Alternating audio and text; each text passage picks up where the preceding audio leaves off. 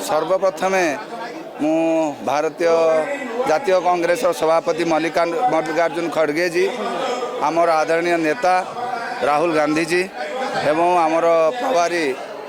अजय कुमार लल्लू जी, आम सभापति भक्तचरण दास जी एवं सर्वोपरि आम अनुगुल सब कांग्रेस प्रेमी अनुगुल बासी तरफ मो कृतज्ञता बासी को मु कृतज्ञता जनाऊँगी एवं अभिनंदन मो तरफ मोर कृतज्ञता जनाऊँगी एवं कोटि नमस्कार करुँची कि तांकरी आशीर्वाद एवं तांकरी लगी मु आज पद पाई मत आज सभापति बोली मनोनीत करा जायछि। तेणु मु चाहिबी से सोशल मीडिया ठू धरी इलेक्ट्रोनिक्स मीडिया धरी प्रिंट मीडिया धरी आमर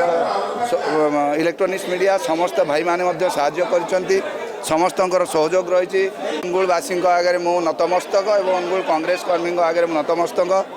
समस्त जो जेते जन आमर कांग्रेस भाई माने जिला सभापति में एप्लिकेशन देइथिले से समस्त को मु एकाठी नहीं सबू जो 5टी जाक आसेम्बली के कैंडिडेट मानक एकाठी नहीं एवं आमर एमपी कैंडिडेट संबलपुर एवं ढेंकानाल समस्त को एकाठी नहीं आम कांग्रेस को आगू को नबू एवं कांग्रेस को मजबूत करूँ एवं कौन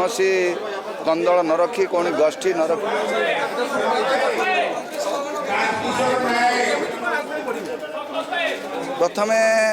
प्रथमे जिला कांग्रेस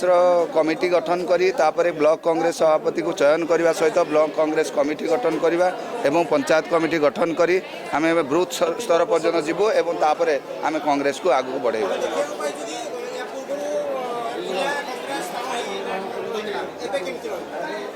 एबे अनुगुलवासी आशीर्वाद एवं कांग्रेस कर्मी को जो जोश बढ़ी से कांग्रेस बहुत आगू जीव एवं तार झलक आपण मैंने पाइपर पंचायत इलेक्शन।